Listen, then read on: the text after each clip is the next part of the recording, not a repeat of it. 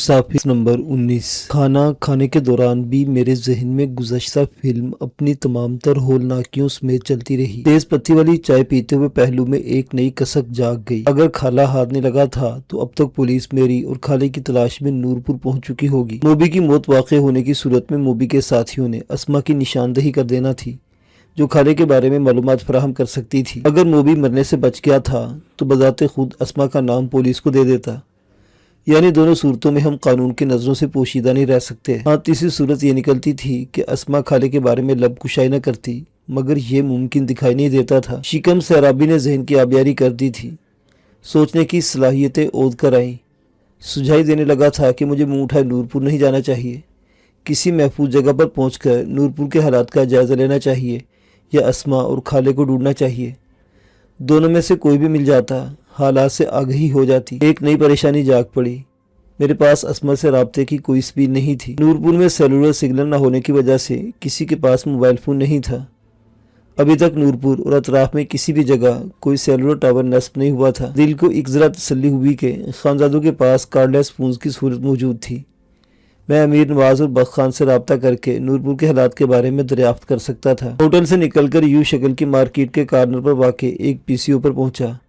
امیر نواز کا نمبر ایک چٹ پر لکھ کر دکاندار کو دیا۔ اس نے بتیری کوشش کی مگر رابطہ نہ ہو پایا۔ پھر میں نے بخت خان کا نمبر دیا۔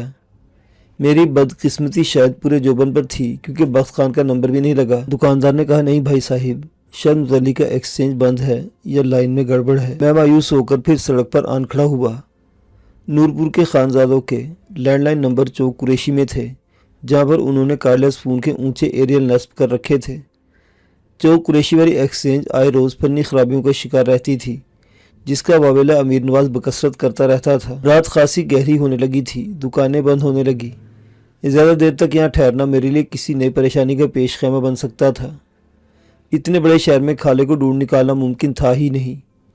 اس کے اتفاقا مل جانے کی امید پر تکیہ کرتے ہوئے شب آوارگی میں گزاری جا سکتی تھی۔ ڈیرہ اڈا سے روانہ ہونے والی ویگن چمن زار والے راستے سے مظفر گڑھ جاتی تھی۔ مجھے پکڑ لیے جانے کا خوف لاحق تھا، اس لیے میں جنرل بس سٹینڈ پر یا بس ویگن پکڑنے کے ارادے سے کسی رکشے کو دیکھ رہا تھا۔ ایسے وقت میں میرے قریب سے ایک ڈارک بلو کار نہایت کم رفتار سے گزری۔ چند قدم آگے جا کر اسے بریک لگ گئے۔ میں اسے نہایت سرسری سے انداز میں دیکھ کر رکشے کا انتظار کرنے لگا۔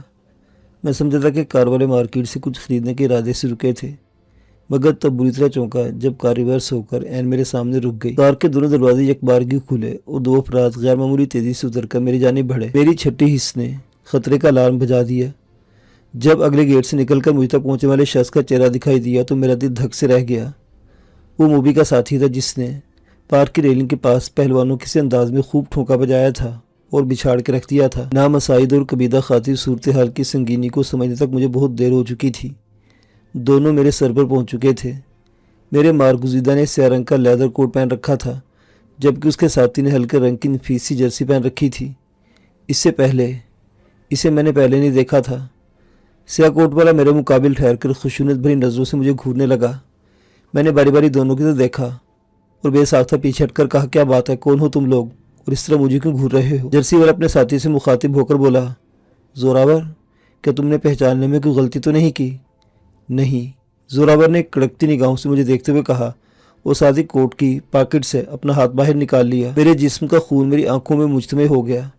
اس کے ہاتھ میں ننھا سا پستول دبا ہوا تھا جس کی نال میرے سینے کی طرف اٹھی ہوئی تھی۔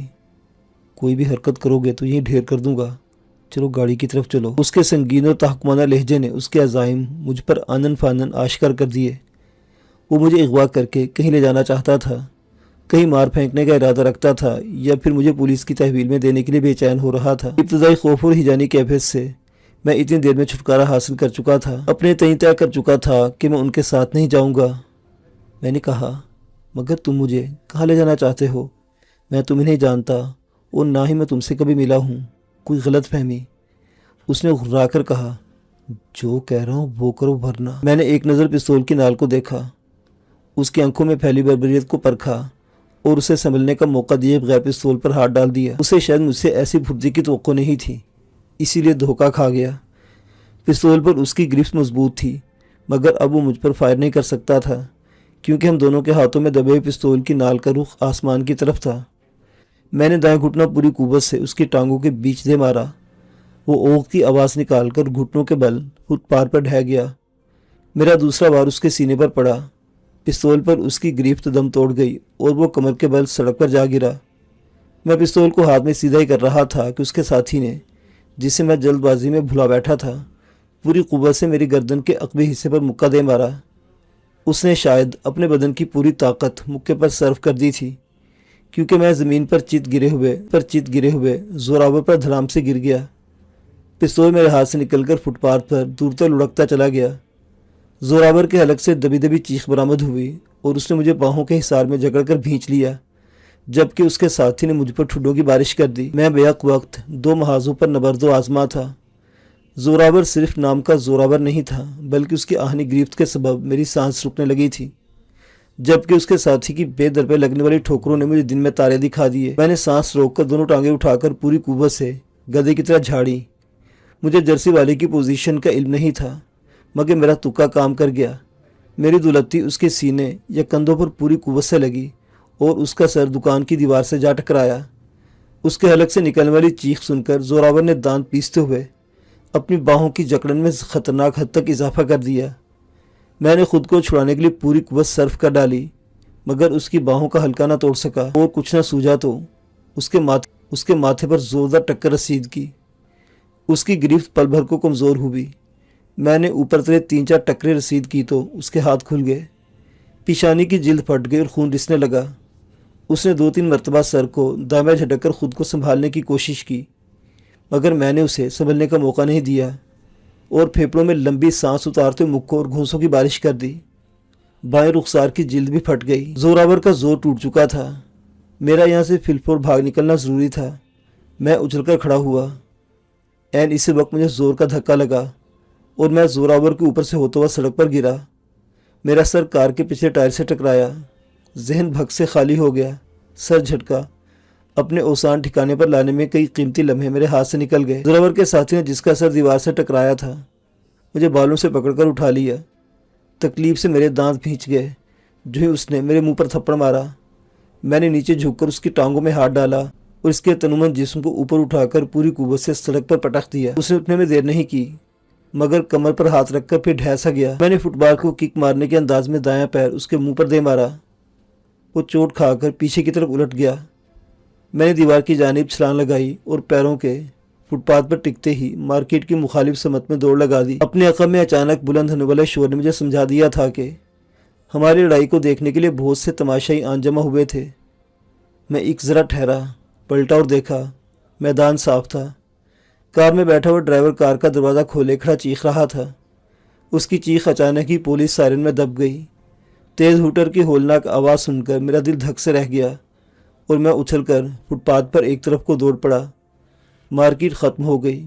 کوٹھیوں کا دراز سلسلہ شروع ہو گیا۔ میں فٹ پاتھ سے اتر کر سفید رنگ کی ایک جدید طرز کی کوٹھی کی دیوار اور سڑک کے بیچ بنی چھوٹی چھوٹی کیاریوں اور پودوں کو پھلانگتے ہوئے زیادہ دور نہیں پہنچ پایا تھا کہ دو موٹر سائیکل پر سوار سیاہ وردی پوش میرے سر پر پہنچ گئے۔ ایک نے مجھ سے آگے نکل کر تیزی سے ٹرن لیا اور کوٹھی کے گیٹ کے سامنے بنے ہوئے پارکنگ وے پر موٹر سائیکل روک لی۔ دوسرے نے مجھے دائیں پہلو سے آن گھیرا۔ میں نے سراسیمہ نگاہوں سے انہیں دیکھا، پھر پیچھے کی سمت دیکھا۔ پولیس وین کو بالکل قریب آ کر مجھے ناچار رکنا پڑا۔ پارکنگ وے پر ٹھہرے ہوئے پولیس اہلکار نے اپنا ہیلمٹ اتارا، ہولسٹر سے ریوالور نکالا اور میرے پہلو لمبے ترنگے سپاہی نے بھی ایسا ہی کیا۔ جو ہی میری نگاہ وین کے روف بینڈ میں کھڑے ہوئے سپاہی کے ہاتھوں میں ربی شاٹ گن پر پڑی، میرے اوسان خطا ہو گئے اور رہے سہے مزاحمانہ ارادے بھی دم توڑ گئے۔ میرے سامنے کھڑے سپاہی نے للکارا، تم میرے نشانے پر ہو، جتنا بھاگنا تھا بھاگ لیا، ہاتھ اپنے سر پر رکھ لو، چلو شاباش۔ میں نے دونوں ہاتھ سر پر رکھ لیے۔ سڑک پر کھڑا ہوا موٹر سائیکل سوار اتر کر میرے عقب میں آیا۔ کمر پر ریوالور کی نالی کا احساس بڑا تکلیف دہ تھا۔ اس دوران پولیس کی موبائل وین سے 2-3 سپاہی اتر کر اس ملائم گھاس والے چھوٹے سے لون میں آ گئے۔ ان میں سے ایک، جس کے شناختی بیج پر ملک ارشد لکھا ہوا تھا، مجھے سرتپا کریتی نظروں سے گھورا اور استہزائی لہجے میں بولا، بڑی پھرتی دکھائی تم نے۔ میں بری طرح پھنس گیا تھا۔ میرے پاس سوائے خاموش رہنے کے کچھ چارہ نہیں تھا۔ ملک ارشد نے اپنے ساتھیوں کو میری جامع تلاشی لینے کا حکم دیا۔ بڑے ماہرانہ انداز میں میری تلاشی لی گئی۔ قدرے بھاری ناؤ نوش والے نے میری جیب میں موجود رقم نکال لی اور گنے بغیر اپنی جیب میں ڈال لی۔ اسی اسنا میں زوراور کی ڈارک بلو کار ایک بریکوں کی تیز چرچراہٹ کے ساتھ پولیس وین کے متوازی آن رکی۔ چند ہی لمحوں میں زوراور اور اس کا ساتھی میرے پاس کھڑے خشمگین نظروں سے مجھے گھور رہے تھے۔ تمہارا ساتھی کہاں ہے؟ زوراور نے آگے بڑھ کر میرا گریبان پکڑ کر زوردار جھٹکا دیا۔ میں نے اطراف میں کھڑے پولیس والوں کو دیکھا۔ اگر وہ موجود نہ ہوتے تو میں زوراور کو اس کی گستاخی کا مزہ چکھا دیتا۔ کوشش کے باوجود اپنے لہجے کی تلخی پر قابو نہ پا سکا اور جھنجھلا کر بولا، میرا کوئی ساتھی ہوتا تو وہ میرے ساتھ ہوتا۔ اس کا جارحانہ رویہ دیکھ کر میرے اعصاب تن گئے۔ شکر ہوا کہ وہ دانت پیس کر میرا گریبان چھوڑ کر ملک ارشد کی طرف گھوم گیا۔ پاٹدار آواز میں بولا، ملک، اسے اریسٹ کر لو، یہ موبی کے قاتل کا ساتھی ہے۔ فکر نہ کرو زوراور، ملک ارشد نے کہا، اس کے فرشتے بھی چیخ چیخ کر بتائیں گے کہ وہ نامراد کہاں روپوش ہوا ہے۔ زوراور کے الفاظ میں پنہا سنگینی میرا دل دہلا گئی۔ موبی مر چکا تھا، خالق قاتل اور میں قاتل کا معاون قرار پا چکے تھے۔ میں نے اپنے دفاع میں کہا، یہ جھوٹ بول رہا ہے، میرا کوئی ساتھی نہیں ہے، میں اکیلا ہوں اور اسے غلط فہمی ہوئی ہے۔ ایک گنبردار زور سے ہنسا، الو کے پٹھے، یہ دوڑا دوڑی ماں کی وصیت پر کر رہے تھے۔ اس کا لہجہ بڑا کٹیلا تھا۔ اس نے میرا جواب سنے بغیر اپنے بوٹ کی ٹھوکر میرے گھٹنے کے عقبی حصے میں ماری۔ میں اپنا توازن برقرار نہ رکھ سکا اور گھٹنوں کے بل گھاس والی زمین پر گر گیا۔ ملک ارشد نے میرے پیٹ میں ٹھوکر رسید کی۔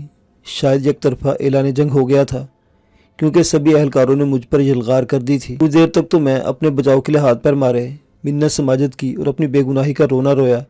پھر تھک گیا اور اپنا چہرہ باہوں میں لے کر گٹھڑی بن کر ادھر لڑکنے لگا۔ جب مجھے پیٹنے والے تھک گئے تب ایک بھاری بھرکم آواز میرے کانوں میں پڑی، اوے ملک، 302 لگوانے کا ارادہ ہے کیا؟ بس کر، بہت ہو گئی، اسے ویگن میں ڈال لو۔ اور لاک اپ میں ڈالا۔ نہایت تکلیف دہ ٹھوکروں کی برستی بارش رک گئی۔ میں گھاس پر پڑا تھا اور میرے حلق سے متواتر کراہیں پھوٹ رہی تھی۔ انہوں نے چند ہی منٹوں میں میرا منہ سر ایک کر دیا تھا۔ جسم کا شاید ہی کوئی ایسا عضو تھا جس پر ٹھوکریں نہیں لگی تھی۔ کرخت آواز پھر کانوں میں پڑی، اوے نامراد، اب اٹھ کھڑا ہو، زیادہ مکر نہ کر ورنہ۔ میں نے کھڑا ہونے میں اپنی تمام تر قوتیں مجتمع کر دی مگر کامیابی نہیں ہوئی۔ وہ مشکل ایک ثانیے کو کھڑا رہ پایا، پھر لہرا کر پہلو کے بل گر گیا۔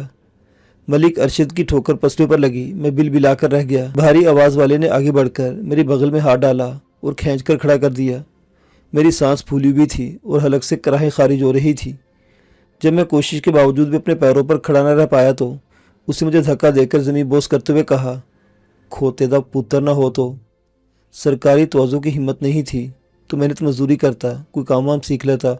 اوے جوان، اسے کھینچ کر ویگن میں ڈال دے، چل جلدی کر، ابھی وی آئی پی موومنٹ کے لیے روڈ کلیئر کرنا ہے، ہری اپ۔ میرا ایک بازو ملک ارشد نے پکڑا اور دوسرا بازو ایک بھاری مونچھ بردار سپاہی نے سختی سے پکڑا اور مجھے بے رحمی سے گھسیٹتے ویگن تک لائے۔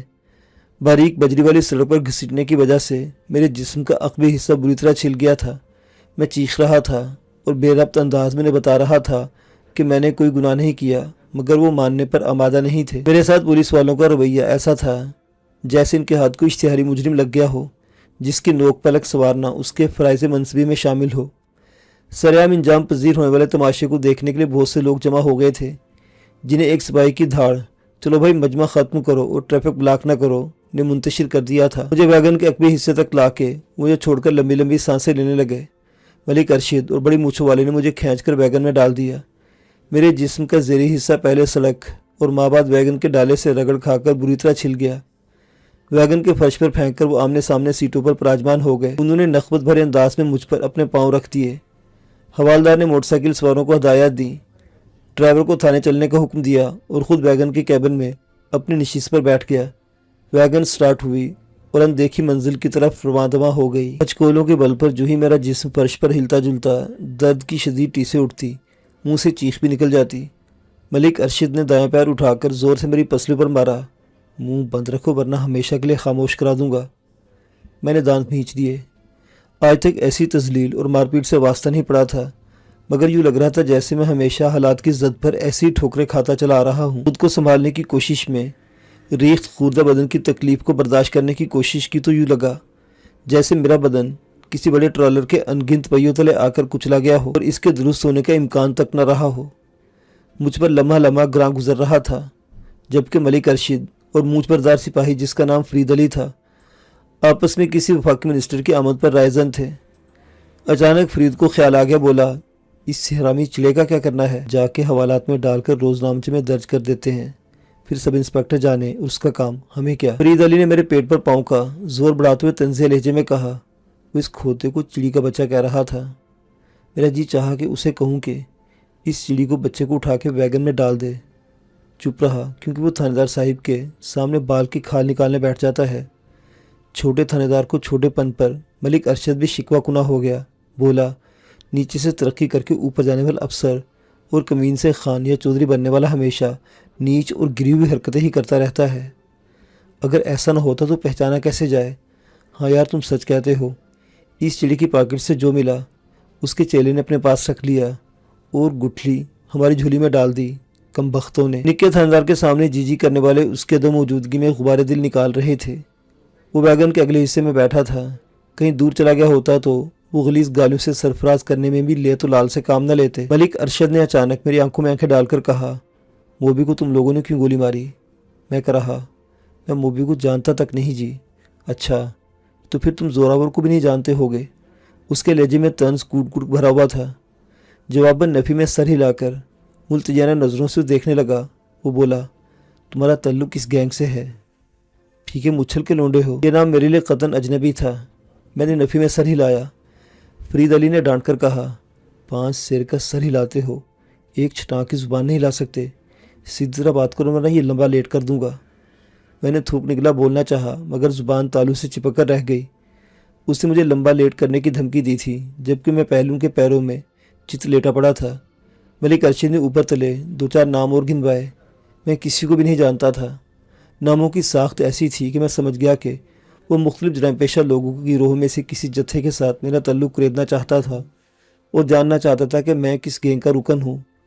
اس کے اندازے اس سبسار سے معلوم پڑتا تھا کہ زوراور اور مقتول موبی کا تعلق کسی کرمنل گینگ سے تھا اور وہ اپنی تفتیش کا آغاز اسی نقطہ نظر سے کر رہا تھا۔ فرید تفہیمی انداز میں سر ہلا کر بولا، یہ یہاں کا وارداتیہ نہیں لگتا۔ یا تو نیا کسی گینگ میں شامل ہوا ہے یا کسی اور شہر سے آیا ہے۔ کیوں بھولے بدماش، کہاں سے آئے ہو؟ لاہور سے۔ مجھے اپنی آواز بھی اجنبی سی لگی۔ میں مظفر گڑھ سے آیا ہوں، وہاں بھی یہی کام کرتے تھے۔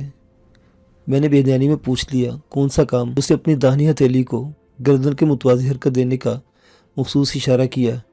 یہی کرائے پر خون خرابے والا دھندا۔ میں نے جبڑے بھینچ لے بولا، میں ایسا نہیں ہوں۔ اس نے مصنوعی ہمدردی سے چچ کی اور پچکارنے کے سے انداز میں بولا، تم تو واقعی ایسے نہیں ہو۔ تم تو بس ذرا واک شاک کرنے گھر سے نکلے تھے اور ہم نے تمہارے ساتھ زیادتی کی، پکڑ کر ذرا پیار شیار کر دیا ہے نا؟ ہے نا؟ میں نے بے بس آنکھیں موند لی۔ ایسے میں بیگن اوپر تلے 3-4 مور کاٹ کر ایک جھٹکے کے ساتھ رک گئی۔ فرید اور ملک ارشد اترنے سے پہلے مجھ پر اپنے پلے پلائے جسموں کا پورا وزن ڈال کے گئے۔ فرید کا ایک پیر میرے پیٹ پر چند ثانیے کے لیے تھما تھا، تب میں نے بڑی مشکل سے حلق تک آئی کڑوی کہہ کو باہر آنے سے روکا تھا۔ سب انسپیکٹر دکھائی دیا۔ مجھ پر ایک نگاہ تنفر ڈال کر حوالات کی طرف ہاتھ سے اشارہ کرتے ہوئے اوجھل ہو گیا۔ ملک ارشد مجھے باہر نکلنے کا حکم دیا۔ چونکہ ان کی ظالمانہ ٹھوکروں نے حکم کی بے چوچرا تعمیل کا سبق مجھے ازبر کرا دیا تھا، اس لیے دونوں ہاتھ سیٹوں پر ٹکا کر اٹھنے کے لیے جسم کی تمام تر توانائی خرچ کر دی۔ عضو سے ندائے احتجاج بلند ہوئی مگر میں اٹھ کر بیٹھنے پھر ویگن کے ڈالے کا سہارا لے کر اینٹوں کے فرش پر اترنے میں کامیاب ہو گیا۔ چند لمحوں تک ویگن سے ٹیک لگا کر ہانپتا رہا اور اطراف کا جائزہ لیتا رہا۔ میں قدیم دور کی سال خوردہ عمارت پر مشتمل تھانے کی حدود میں کھڑا تھا۔ میرے ارد گرد ملک ارشد اور فرید علی کے علاوہ ان گنت وردی پوش موجود تھے۔ سپاہی سے لے کر سب انسپیکٹر تک ہر عہدہ متحرک تھا۔ میری سراسیمہ منت آمیز اور وحشت انگیز نگاہوں کے جواب میں دونوں طنزیہ نظروں سے مجھے گھور رہے تھے۔ فرید علی بولا، اب کیا یہیں کھڑے رہنے کا ارادہ ہے برخودار؟ میں نے التجا کی، سر جی میں نے کچھ جرم نہیں کیا۔ ملک ارشد نے ڈپٹ کر کہا، نہیں کیا تو اب کر لو، کون روکتا ہے تمہیں؟ اب بک بک بند کرو اور گاڑی اڈے پر لگاؤ۔ میرے احتجاج کو خاطر میں نہ لاتے ہوئے فرید نے مجھے تھانے کی حوالات کی طرف دھکیلا۔ زندگی میں پہلی مرتبہ حوالات کا منہ دیکھنے جا رہا تھا۔ آج تک لوگوں کی زبانی ایسے سرکاری مہمان خانے کے بارے میں جو کچھ سنا اور کچھ دیر قبل پولیس والوں کو جو رویہ مجھے دیکھنے کو ملا تھا اسے مد نظر رکھتے ہوئے میں خاصا دہشت زدہ ہو گیا تھا۔ ٹریلر اتنا ڈراؤنا تھا، فلم کیسی ہوگی یہ سوچ کر دل لرز رہا تھا۔ چند ہی لمحوں میں حوالات کے سلاخوں والا دروازہ کھول کر مجھے دھکا دے دیا گیا۔ میں ٹوٹے پھوٹے پلستر والے فرش پر گرا، نڈھال انداز میں اٹھا۔ سامان سے اکثر آری عام طول و عرض کے کمرے کا ایک نظری جائزہ لیا۔ دیوار سے ٹیک لگائے 10-12 افراد دکھائی دیے جن کے چہروں پر لکھی ہوئی عبارتیں بادی نظر میں ایک جیسی تھیں۔ ایک تیز چبھتی آواز کانوں میں پڑی، جیوندا رہا بادشاہ۔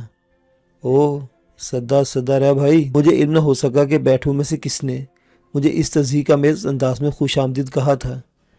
ایک مریل مرنج سیاہ ہونٹوں اور غیر معمولی حد تک بڑے ہوئے بالوں والے نے مجھے طنز نظر اچھالی۔ بڑے غنچے، ایسے غصے بھری نظریے سے نہ دیکھ، بڑا قصور نہ ہوت، نہ ہم نے تجھے دعوت دے کر یہاں بلایا ہوئے ہے۔ میں نے اسے گہری نظروں سے گھورا۔ وہ ہتھیلیوں کے بل اٹھا اور پاس آ کر مجھے سہارا دے کر اٹھانے کی کوشش کرنے لگا۔ وہ چھوٹے قد کا دبلا پتلا شخص تھا۔ مجھے اٹھا نہ پایا تو ہانپتے بولا، اڑے ظالموں، ماڑا ساتھ دیجیو نا، ماڑے سے نہ اٹھایا جاوتے۔ ظالم پلے پوسے سانڈ کے مافک بھاری ہے۔ اس کے اعانت کے لیے ایک قدرے جسیم شخص پاس آ گیا۔ دونوں مل کر مجھے کھڑا کیا، قدم قدم چلاتے دیوار تک لائے۔ وہ سیدھا روئی والے گدے پر بٹھاتے ہوئے جسیم شخص نے پوچھا، پولیس والے تمہیں کیوں پکڑ کر لائے ہیں؟ اڑے چاپرے نامراد، نظر نہیں آوے کیا؟ موتیا آنکھوں پہ اترا ہے، ککرے پڑ گئے تیری نظر کو؟ اونچا ہے بیچارہ، کھل کر مسکراوے گا تو پتہ چلے گا نا۔ میرا بدن ٹھنڈا ہونے لگا، روئیں روئیں سے درد کی ٹیسیں اٹھ رہی تھی، شدید پیاس لگی تھی۔ ارد گرد نظر ڈالی، حوالاتی کمرے کے کونے میں کھڑا دیکھ کر بے ساختہ میرے منہ سے نکلا پانی۔ گھڑے کے قریب بیٹھا ہوا شخص پانی بھر لایا۔ جستی کٹورا خاصا میل آلود اور پچکا ہوا تھا۔ کراہیت کا احساس ہوا۔ کراہت کو آنکھیں بند کر کے بھگایا جا سکتا تھا، پیاس سے جان نہیں چھڑائی جا سکتی، اس لیے میں نے کٹورا تھام کر آنکھیں بند کر لی۔ پانی حلق سے اترا تو کچھ سکون کا احساس ہوا۔ میرے پہلو سے جڑ کر بیٹھے ہوئے مہین شخص نے مجھ سے پوچھا، کہاں سے آوت ہے لاڈلے میاں؟ اڑے غنچے، کیا جرم تیرے کھاتے میں پاوت ہے ان خبیثوں نے؟ میں اسے بغور دیکھا۔ اس کی عمر چوتھائی دہائی میں داخل ہو چکی تھی۔ بے تحاشا پان خوری کی عادت نے اس کے دانتوں کو چاٹ لیا تھا۔ اس کی چھوٹی چھوٹی آنکھوں میں ہمدردی کا غالب عنصر دکھائی دیا۔ مجھے خاموش پا کر حوالات کے نکڑ میں بیٹھے ہوئے فربے مائل شخص نے جھومتے ہوئے کہا، قانون کے رکھوالے چراغ لے کر رخ زیبا ڈھونڈنے نکلتے ہیں، کبھی خالی ہاتھ نہیں لوٹتے۔ کبھی رخ زیبا تو کبھی رخ نامراد اٹھا لاتے ہیں۔ ہفتہ بھر سے ہی تماشا دیکھ رہے ہیں یہاں پر۔ اس کا لڑکھڑاتا لہجہ اور متورم چہرہ بتاتا تھا کہ وہ شراب پیے ہوئے تھا۔ میں نے دیوار کے ساتھ پشت ٹکا کر آنکھیں موند لی۔ کچھ دیر کو خاموشی چاہتا تھا۔ جب سے ملتان کی حدود میں قدم رکھا تھا، پے در پہ مصیبتوں سے دوچار ہو رہا تھا۔ مجھ سے جڑ کر بیٹھے ہوئے نے مجھے جھنجھوڑ کر دریافت کیا، اڑے بابا، جیلوں نے کیا مالش والش بھی کر دی ہے؟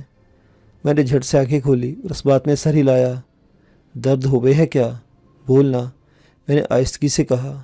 پورا جسم دکھ رہا ہے۔ اس نے اپنے پہلو کی جیب میں بروفن گولیوں کا ایک بولسٹر پیک نکالا، ایک ٹیبلٹ نکال کر تھماتی اونچی آواز میں بولا، او جانے من، ایک جرا پانی کا کٹورا بانکی کے لیے بھرتنا۔ اس کی آواز خاصی باریک تھی، لہجہ بھی بڑا عجیب سا تھا۔ اگر عام حالات میں وہ مجھ سے ملتا تو میں اس کی شخصیت سے خاصا لطف اندوز ہوتا۔ اس وقت مجھے چونکہ کوئی شے اچھی نہیں لگ رہی تھی، اس لیے اس کا انداز گفتگو بھی ناگوار گزر رہا تھا۔ اڑے زبان پر رکھنا گولی کو، یہ چٹکی بجاتے میں دردہ پیڑے چن لے ہوئے ہے، ایک دم فرسٹ کلاس کر کے گھوڑا بنا دے ہوئے ہے۔ لو بابا۔ میں نے پانی کی مدد سے گولی حلق میں اتاری اور کٹورا فرش پر رکھ کر آنکھیں موند لی۔ میرے دونوں اطراف میں قطار باندھے بیٹھے ہوئے نے میری شخصیت پر شکل سے جھلکتے بھول پن اور جسم کے اریاں حصوں پر دکھائی دینے والے نیلوں پر رائے زنی شروع کر دی۔ ایسے میں کمرے کے کونے میں پھیل کر لیٹے ہوئے شرابی نے سلاخوں والے جنگلے کے باہر کھڑے سپاہی کو مخاطب کیا، اوئے کالے گھوڑے، ہم سے بھی لائن مارنا، یہ ہم بھی یہاں پڑے ہیں راہوں میں۔ وہ شاید اس کا کوئی جاننے والا تھا، کیونکہ اس کی آواز سن کر ہنستا وہ قریب آیا اور سلاخیں تھام کر مستبصرانہ نگاہوں سے دیکھنے لگا۔ اس خطرناک اشتہاری مجرم کو کہاں سے پکڑ لائے ہو؟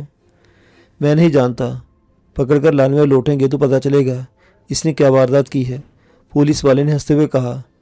کیا اب ایسے لونڈے بھی بدماشیاں کرنے لگے ہیں یا قانون کی آنکھوں میں پھوٹ پڑ گئی ہے؟ اس نے کندھے اچکائے۔ ایس ایچ او صاحب کچھ ہی دیر میں آنے والے ہیں، ان سے پوچھ لینا۔ وہ قہقہ لگا کر ہنسا۔ اس سے کیا پوچھوں گا، وہ تو نیرا ہومیوپیتھک تھانے دار ہے۔ میرے پہلو سے میری بہی خواہ کی آواز پھوٹی، اڑے واہ جی، کیا بات کرت ہے، ہومیوپیتھک تھانے دار، انگریزی دواؤں سے گرمی نہ ہوت، دیسی دارو سے ٹھنڈک ہوت نہ، ایک دم فرسٹ کلاس بول بچن مارا ہے تم نے۔ اجی ڈاکٹر صاحب۔ ابے تو چپ رہ پلے، ڈاکٹر کہلائے جانے والے نے اسے ڈانٹا، پھر سپاہی سے محو کلام ہو گیا۔ گولی نے کافی افاقہ کر دیا تھا۔ جسم کی تکلیف کم ہوئی تو سر میں بھاری پن کا احساس بتدریج بڑھنے لگا۔ سر کے مخصوص درد و سانسوں کی ازحد گرمی نے مجھے باور کرایا کہ میرا جسم ہولے ہولے بخار پکڑنے لگا تھا۔ میں متفکر ہو گیا۔ اس حالت میں جبکہ میرے پاس دوا دارو کی صورت میسر نہیں تھی، بخار کا ہونا بہت خطرناک تھا۔ میں نے اپنے ساتھ جڑ کر بیٹھے فکرآباد شخص سے مانگ کر بوفین کی ایک اور گولی معدے میں اتاری۔ ڈاکٹر منور شاہ کی طویل رفاقت کے باعث مجھے علم تھا کہ یہ دوا درد و تکلیف میں آرام پہنچانے کے ساتھ ساتھ بخار کے زور کو بھی توڑنے کی